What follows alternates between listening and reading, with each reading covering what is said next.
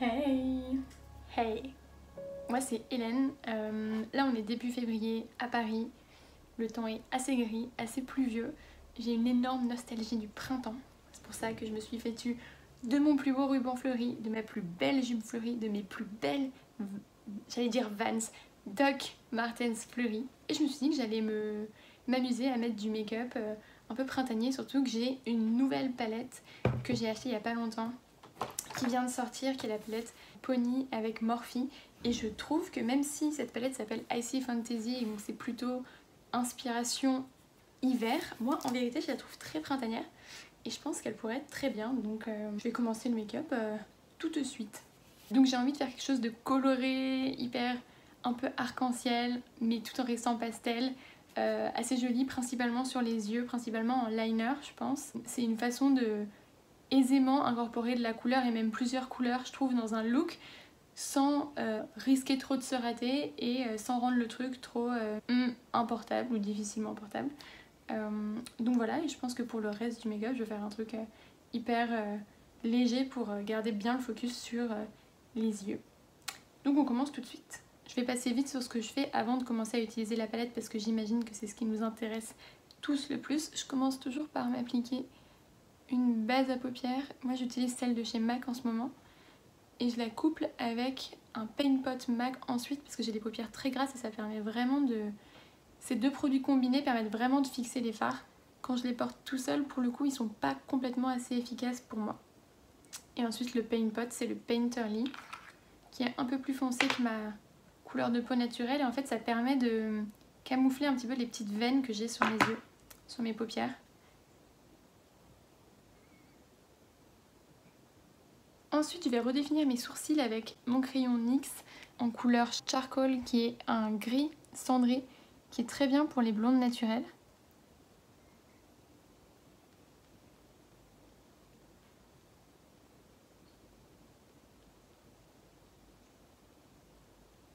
Je repasse bien de bas en haut et de haut en bas pour bien colorer l'ensemble de la peau, là où les sourcils sont. Maintenant que mes sourcils sont faits, je vais m'appliquer une première couche de mascara tout de suite et ensuite commencer à travailler les ombres à paupières. Je le fais toujours dans ce sens-là parce que moi j'ai les cils extrêmement droits, donc j'essaye de les recourber le plus vite possible, de mettre du mascara waterproof le plus vite possible et avant de mettre mes ombres à paupières parce que souvent il m'arrive de faire des petits accidents de mascara et de m'en mettre sur la paupière, donc je préfère que ça se fasse avant que j'ai fait tout mon travail et avant que ça risque de me gaver tellement. Donc je vais le faire maintenant. J'utilise les recourbe-cils Shu Uemura qui sont tellement bien. Donc là c'est déjà une hyper bonne base, mais vous voyez il y a ces petits cils là qui sont hyper récalcitrants chez moi. Et donc j'utilise un deuxième recourbe-cils, on n'arrête jamais le progrès, beaucoup plus petit, qui est hyper précis et qui est super pour venir justement faire du travail de détail. Je l'utilise à l'extérieur comme ça et il recourbe bien hyper précisément le reste des cils. Et donc sans attendre, je vais appliquer un mascara waterproof, j'adore celui-là de chez L'Oréal, le Paradise Ecstatic en waterproof. Et en fait l'avantage des formules waterproof c'est que ça permet vraiment de tenir la courbure extrêmement bien. Donc si vous avez les cils qui ont du mal à être courbés, pensez à investir dans un mascara waterproof, vous verrez vraiment la différence. Et donc pour le moment je concentre vraiment la matière vers la base des cils. Ce qui m'intéresse c'est vraiment de fixer la courbure que j'ai obtenue grâce à mes recourbe cils et de noircir la base de mes cils qui reste très blonde. Oh, micro palette. Donc le but pour le moment c'est pas encore du tout d'allonger les cils. C'est vraiment de définir la frange des cils et de s'assurer qu'ils vont bien rester recourbés. Et rien que ça fait une différence déjà énorme. Bon pour le deuxième œil je vais le faire hors caméra hein. Et on se retrouve plus tard. Je filmais la preuve que j'étais en effet revêtue de ma plus belle jupe à fleurs ainsi que de mes plus belles Doc Martens à fleurs. Bon, le mascara est fait et maintenant on va passer aux choses fun. J'ai reçu la semaine dernière exactement cette beauté à peu près une semaine après l'avoir commandée, donc c'est allé hyper rapidement et je trouve que cette palette cette palette. Je trouve que cette palette est d'une grande beauté, ma foi. J'ai vraiment eu un coup de cœur en la voyant. Quand je la vois, j'ai juste envie de me maquiller au quotidien avec des arcs-en-ciel pastels sur les yeux et un petit peu partout sur le visage. Je vais peut-être me réfréner parce que le but c'est quand même de faire un maquillage portable. Néanmoins, j'ai un peu envie qu'on s'amuse quand même avec cette palette et qu'on voit ce qu'elle a dans le ventre. Sachant que je l'ai un petit peu swatchée, etc. Mais j'ai encore jamais vraiment réalisé un look portable avec, donc allons-y. Ce que j'aime bien dans cette palette, c'est que c'est un vrai parti pris. Le but c'est vraiment de proposer des pastels différenciants, il y a des textures qui sont intéressantes, il y a des petits irisés qui sont intéressants, il y a des paillettes. Maintenant, ce que ça veut aussi dire quand on choisit d'acheter une palette comme celle-ci, c'est qu'il va y avoir des manquements. Notamment, je vois pas grand chose en teinte qui pourrait servir de fard de transition pour le coin extérieur des yeux. Il n'y a pas de couleur très foncée, il y a un blanc très clair. Le but c'est de faire du pastel et du dégradé, mais c'est pas forcément une palette, je pense, qui va pouvoir se suffire à elle-même. Si vous avez déjà votre fard de transition préféré, vous le retrouverez pas dans cette palette. Elle se suffira pas à elle-même, je pense.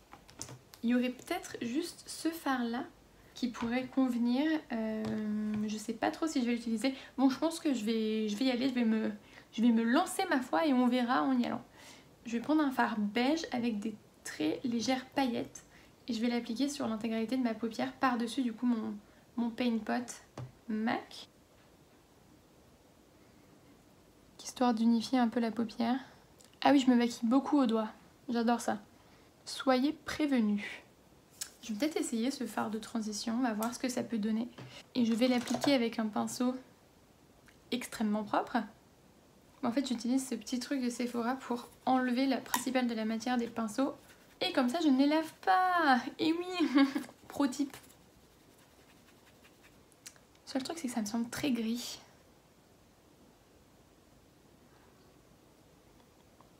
Donc je vais juste un tout petit peu donner la définition à ma paupière avant de mettre un dégradé de couleur, parce que sinon ça peut avoir tendance à aplatir un peu l'œil et à lui faire perdre un peu de la dimension. Donc je vais juste éviter ça. Bon, au final ça va niveau couleur. Après, j'en ai pas mis beaucoup. Franchement, c'est un peu un scandale parce que je vais utiliser absolument que des pinceaux sales.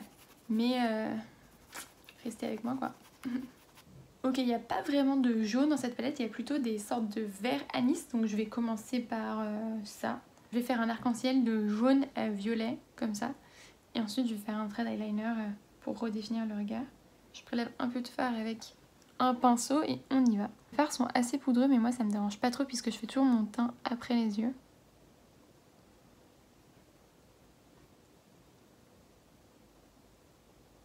Oui, ils sont assez poudreux et du coup, ils ont tendance à faire des chutes. Rien que ça, c'est un look, hein. Je pourrais m'arrêter là. Je vais mettre un bleu turquoise maintenant, avec un autre pinceau, tout aussi sale que le premier, sinon plus. Hop.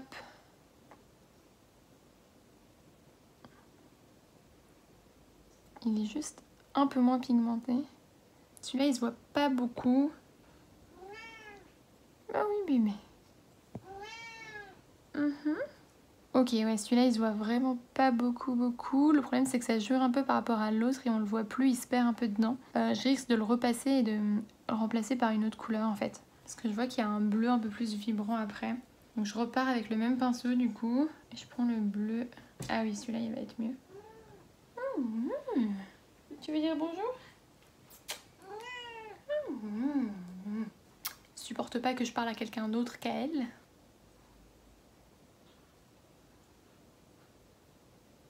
Ouais, ils se voient un peu mieux, c'est pas non plus folie. En fait, je les avais essayés au doigt et je trouvais que leur pigmentation était meilleure quand on les plaçait au doigt. Je risque de me retrouver à faire ça parce que c'est quand même plus simple. Mais en tout cas, l'avantage des pastels, je trouve, c'est que ça permet de mettre la couleur facilement et de la rendre, en tout cas pour moi, beaucoup plus portable au quotidien. Je me vois bien mieux porter même au bureau un maquillage pastel coloré plutôt qu'un maquillage avec différentes couleurs, mais des couleurs vives. Je sais pas si je suis la seule. Ah oui, toi aussi, hein. Ah oui. Le bleu au milieu se voit pas du tout. Et du coup, je vais finir sur du violet ici, à l'extérieur. Hop. Dernier pinceau sale. Et je vais utiliser le violet pour commencer la queue de mon eyeliner. Mon eyeliner. Mon eyeliner. En vérité, ça a un rendu quand même hyper doux et c'est quand même très joli. Même si j'aurais souhaité une pigmentation un petit peu plus présente, mais c'est déjà l'impression que j'avais eue de cette palette. Je trouve qu'elle n'est pas extrêmement pigmentée. Après, il suffit de rajouter de la matière et on peut construire la pigmentation quand même des fards. Mais ça demande plus de temps. Bon, je vais essayer d'y aller avec les doigts, principalement pour le turquoise au milieu de la paupière, là, pour essayer d'augmenter sa pigmentation un petit peu. Et je pense que je vais aussi mettre un fard plus irisé jaune vers le coin interne de mon œil pour plus accentuer le dégradé. Ah, il y a quand même 2 fards qui n'ont pas performé hyper bien parce que là je vois surtout le premier jaune-vert et le violet. Et j'en ai quand même mis 2 autres qui se voient pas trop. Hein. On va commencer par le premier turquoise là. Ouais, voilà, au doigt c'est quand même bien plus pigmenté. Dans ces cas-là, faut vraiment pas hésiter à y aller au doigt, hein, parce que si ça performe mieux comme ça, pour le bleu clair. Ouais, pareil. Ah, c'est dingue la différence. Ah, et ben voilà. Là, on commence à parler. Je le mélange un petit peu aux autres couleurs. Ça permet de faire un résultat plus fondu, plus délicat. Du coup, je vais repasser au doigt aussi avec les 2 autres couleurs. Je vais garder le petit doigt pour le coin interne parce que c'est plus précis. Je vais faire le violet là. Oui.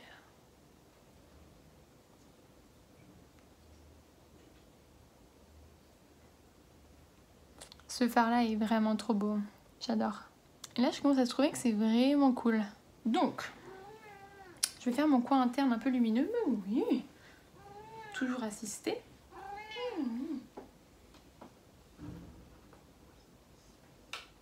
Parce qu'il y a un joli jaune doré un peu lumineux et il y a aussi un superbe blanc avec des petites paillettes bleues et dorées et blanches sublimes. Donc ça, je le garderai vraiment pour le coin interne, mais là, j'ai une toute petite place pour ce doré lumineux. Bon, je l'applique au doigt hein, parce que ça rend pas grand chose à la caméra, mais ça rajoute quand même un petit truc. Je finirai le coin interne à la fin. Et là, je vais juste faire un petit trait d'eyeliner discret, un eyeliner marron, juste pour vraiment redéfinir bien le regard. Et après, je vais remettre du mascara. Cet eyeliner a tendance à faire des bulles. Je suis toujours obligée de l'essuyer sur un coton tous les jours où je l'utilise. Malgré tout, je l'utilise depuis août. On est en février. Il a encore du produit, même si j'en essuie la moitié sur un coton. Donc assez impressionnant. Très bon rapport qualité-prix parce que pour 9 € chez NYX, on a quand même une belle bête. Bon, j'ai un peu rattrapé l'eyeliner hors caméra. Je vais me faire le deuxième œil aussi hors caméra. Et ensuite, je vais revenir pour finir le mascara, le ras de cils inférieur, etc. Donc, à toutes. Bon, cette fois-ci, du coup, j'y suis allée directement au doigt et ça s'est passé beaucoup mieux. C'est beaucoup plus rapide, donc c'est vraiment ma reco avec en tout cas les fards mat parce que j'ai principalement utilisé les fards mat là. Et pour cette palette, allez-y au doigt parce que vous aurez vraiment une pigmentation optimale avec cette méthode. Franchement, je suis trop contente. J'adore le résultat, je trouve que c'est trop joli pour le moment. Et encore, c'est pas fini. Mais bon, c'est presque fini. Bon, j'ai égalisé mes 2 eyeliners autant que possible. Là maintenant, je pense que je vais mettre un peu de mascara. Je veux pas non plus complètement détourner l'attention de l'arc-en-ciel, donc je vais en mettre un tout petit peu. Je vais utiliser, je pense, celui-là de Glossier qui est quand même très discret et qui permet juste de séparer les cils et de les noircir tout en les allongeant, mais sans leur donner trop de volume. Donc je pense que ça va être le mascara parfait pour ce que je recherche là. Et on y va. Je veux vraiment pas en mettre trop, mais je veux juste avoir l'air d'avoir des cils. Vis ma vie de blonde. Ok. Donc pour la paupière du haut, je trouve qu'on est bien. Maintenant, ça fait quand même un petit peu de chute sur mon visage, donc je vais passer un coton avec un peu de démaquillant en dessous avant de faire tout ce qui est anti-cerne. Bon voilà, donc je vais faire vite fait mon teint. En ce moment, j'utilise pas véritablement d'anti-cerne, j'utilise mon fond de teint poudre avec un pinceau anti-cerne et je le tapote en dessous de l'œil et je trouve que ça évite d'avoir trop de matière en dessous des yeux. Ça réveille le regard quand même, Et comme c'est un fond de teint poudre de chez MAC, c'est le Studio Fix qui est extrêmement couvrant, ça suffit à couvrir les cernes. Donc c'est tout bénef. Je laisse ma peau respirer, donc je mets pas beaucoup plus de... Je la couvre pas spécialement plus. Et je vais mettre mon fidèle blush qui vient d'une palette Arbonne, qui a un très joli pêche, un petit peu irisé, qui donne extrêmement bonne mine.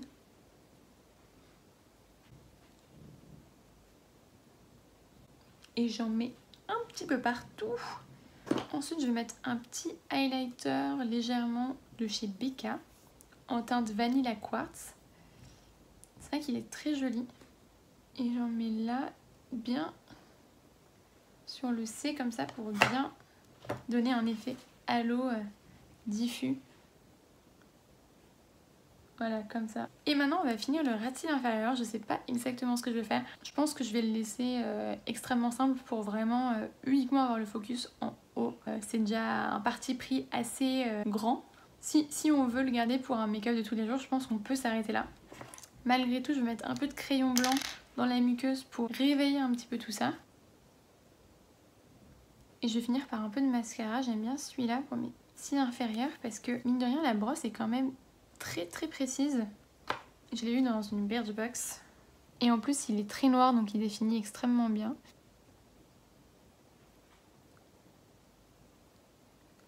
Et je pense qu'il me reste plus qu'à utiliser le fard que je vous ai teasé tout à l'heure, ultra lumineux avec les doubles paillettes, les paillettes dorées et bleues en coin interne.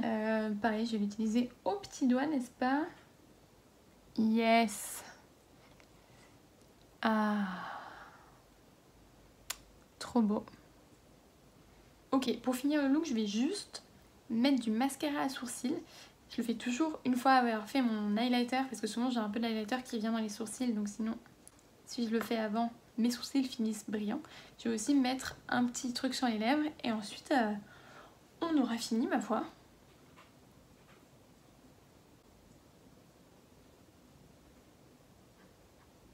Donc là, c'est Glossier Boy Brow en brown. Je trouve qu'il me convient bien, même si je suis blonde. Ça permet de vraiment les ordonner bien et un petit peu les définir aussi. Hop là. Et pour finir, du coup, je vais utiliser ce produit à lèvres de chez MAC. C'est une encre à lèvres Versicolor Varnish en teinte Crushing It. C'est une sorte de très jolie pêche. Et c'est une encre à lèvres qui est vraiment hyper brillante et qui tient bien sur les lèvres. En fait, elle teinte un petit peu les lèvres. Je la trouve très agréable et au quotidien, c'est génial à porter. C'est typiquement le genre de produit que j'adore porter. Écoutez, je suis prête pour le printemps. On n'a plus qu'à attendre 3 mois et ensuite on y est. L'impatience est à son comble. Bon bah voilà, j'espère que cette vidéo vous aura plu. J'espère que vous en avez appris un peu plus sur cette palette. Dites-moi, posez-moi toutes vos questions en commentaire, j'y répondrai avec plaisir. Également, si vous avez des autres idées de vidéos que vous avez envie de voir, de looks que vous aimeriez que je fasse, je suis ouverte à toute proposition, donc n'hésitez pas. N'hésitez pas à liker la vidéo et à vous abonner parce que ça dit à l'algorithme YouTube que vous aimez mon contenu et qu'il faut le proposer à plus d'autres personnes, donc ça permet à ma chaîne de se faire plus connaître, donc ça me soutient énormément. Et sinon, je vous dis à très bientôt. Salut!